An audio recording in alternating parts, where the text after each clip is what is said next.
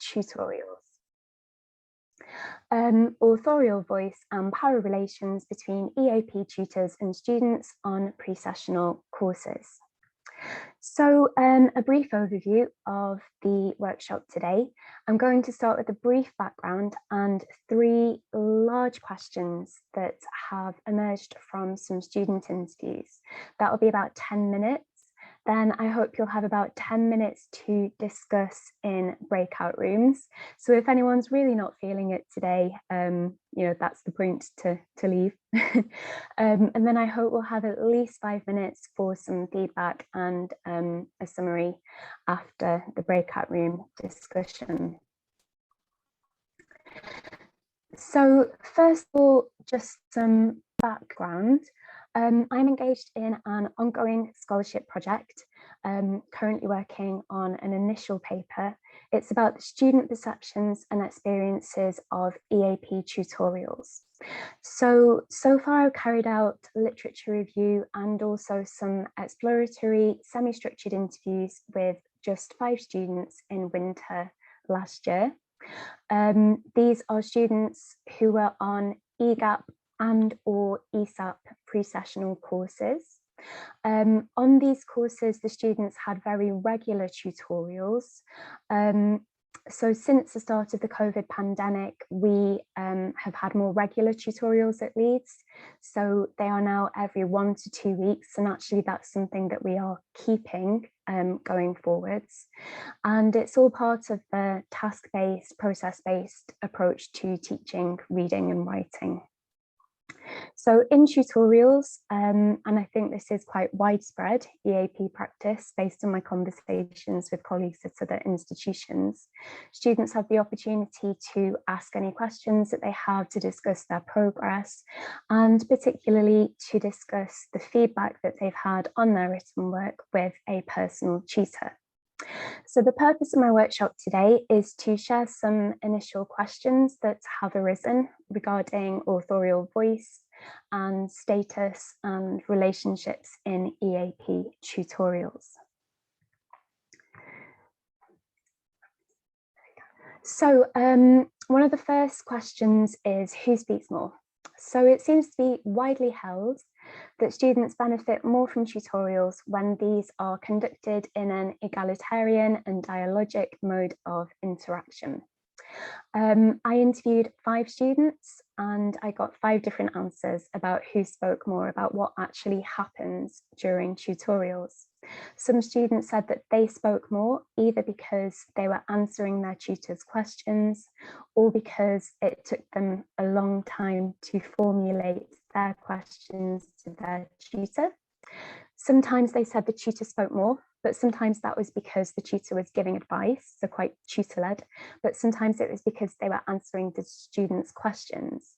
And then sometimes they said that they both spoke the same amount, perhaps with the tutor speaking more in one half and the student in the other half. This is, of course, a small sample size, but the 2 more proficient students did report speaking more than their tutors. So that's something that could be investigated further. And in fact, it has been researched to some extent in the past. So for example, Haneda in 2004 said the extent to which dialogic interaction is possible does depend on students' proficiencies. Often tutors may wish to have a very collaborative dialogic approach, but this may not be possible if the student's conversational proficiency is relatively low. Is it a case of different tutors taking different approaches because the 5 students I interviewed did have different tutors? Or is it that tutors adapt their approach for different students? So that's another question that I'm thinking about more, and more research would be needed. And of course, I am aware that there is a difference between speaking more and dominating. Speaking more, I think, is not necessarily a negative thing if you are allowing the student, for example, to direct the conversation. So that kind of leads me on to my second question: who decides what to talk about? So in the past, research has shown that tutors do tend to take the role of questioner, controlling both topic and interaction. So that was done as 1999. I looked at 6 tutor-student pairings because one student did 2 pre-sessional courses with us. And in 4 of those 6 pairings, the tutor led initially with advice or questions, and then gave the student the chance to ask questions in any remaining time. So that made me think, you know, can a tutorial be tutor-led but still student-centered?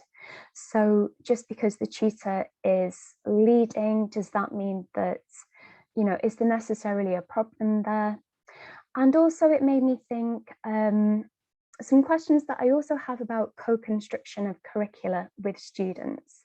If we hand over the reins completely to students and we allow tutorials or the curriculum to be fully student-led, is there a risk of too much focus on what we as EAP practitioners might consider lower level concerns, such as grammar, errors, and perhaps the mechanics of citation, at the expense of what we might consider higher level concerns, such as content, ideas, argument, and structure, and perhaps the underlying principle of academic integrity, as opposed to the mechanics of citing different sources.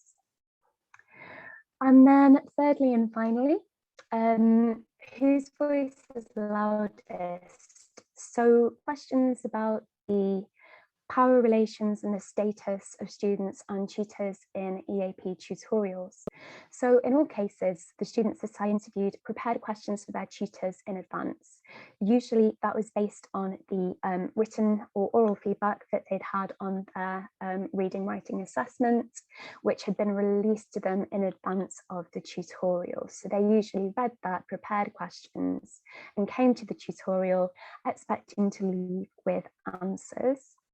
And almost all of the students accepted their tutor's feedback on their writing unquestioningly. So it was very clear that, you know, the students didn't feel it was appropriate perhaps to negotiate. They didn't perhaps see it as collaborative so much as the tutor, you know, or they hoped the tutor would just tell them what to do to make their work better. So of course there is a risk of appropriation, by which I mean the ownership of students' text being stolen by the tutor. That could be deliberately or unintentionally. And the students' purposes may be misunderstood by the tutor, who may impose their own purposes on the student's text or just ignored. This struck a chord with me the first time I read about it, because I think I probably have been guilty of this with students of lower proficiency who have come to a tutorial with a plan for their assessments and have left the tutorial with my plan for their assessments. So that kind of raises interesting questions about where to draw the line between intervention and appropriation.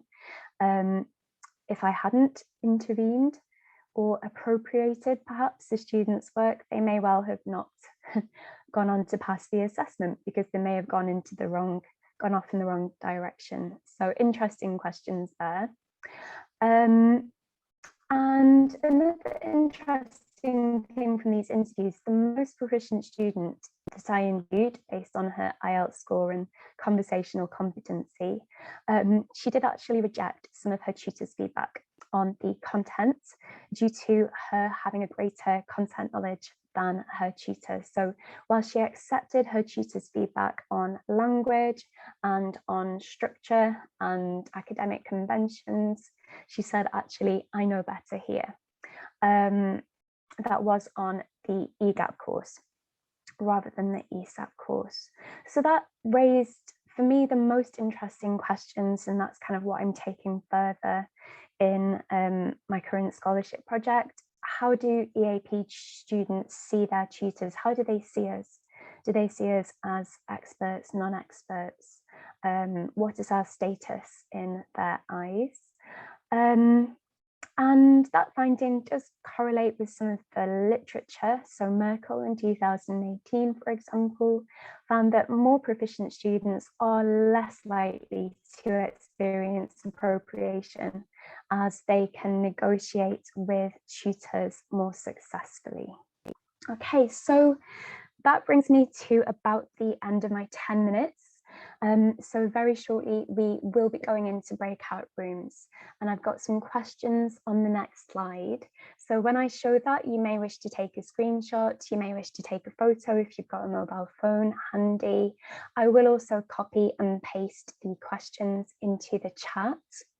So in your breakout rooms, please do introduce yourselves quickly and then nominate somebody to make brief notes on your discussion, ideally electronic notes, so that when we do come back to the main room, I hope you can copy and paste those notes into our chat to share them with everyone else.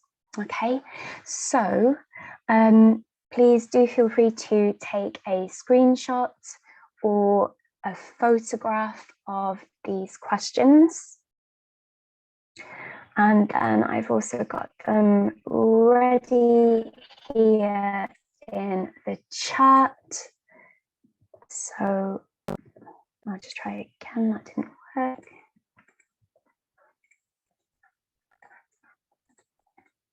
Copy and paste.